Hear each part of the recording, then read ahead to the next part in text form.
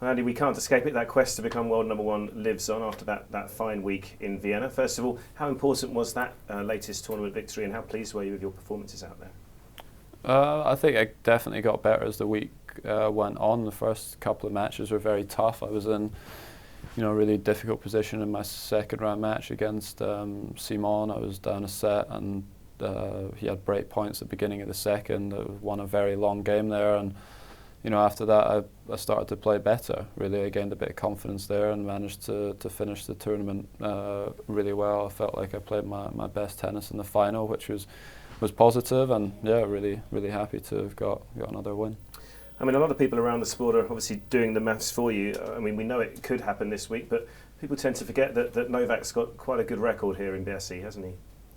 Yeah, and also, it's in his hands. I can't, I obviously can't control the matches on his side of the draw. I obviously just focus on my side and try and do as best as I can here. But even if I win every match this week, it still doesn't guarantee anything.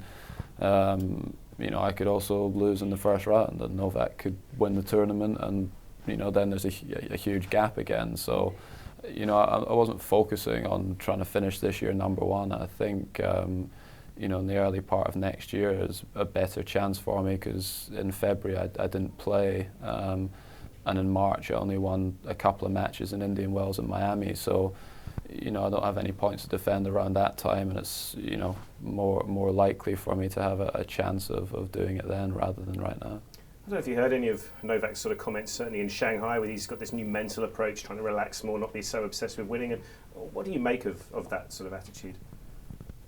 Well, you got to do kind of what works for you, and also I think the happiness of athletes is actually as well very, very important too. Sometimes we do put too much pressure and too much stress on ourselves to win, that you can sometimes lose the enjoyment, or you feel tired and burnt out and stressed. And it shouldn't necessarily be the case. All of us got into the sport to enjoy it because we like playing, but obviously the better you get, the more stressful it becomes, which sounds silly, but that is how it feels to us. And after what Novak's done the last 2 years, I can only imagine how difficult and stressful it would have been for him, winning all 4 Grand Slams in a row.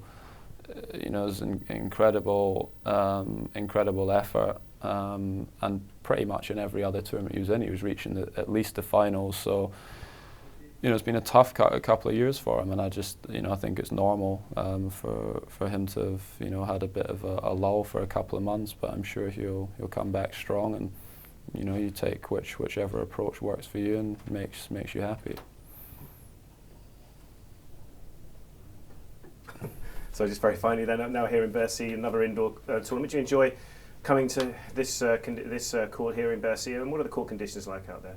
Well, I haven't played on it yet. I mean, I only arrived late yesterday. I haven't played on the courts, and the conditions can change every year really. Some years here it's been very fast, sometimes pretty slow, and I'm going to try and get out there today and hit a few balls, because it'll definitely be different to Vienna. But they made quite a few changes to the centre court here, and it does look great out there. Last year was the same, and it's really good atmosphere in there. They obviously love their tennis in France, and they get great attendance for the matches. So I look forward to getting going.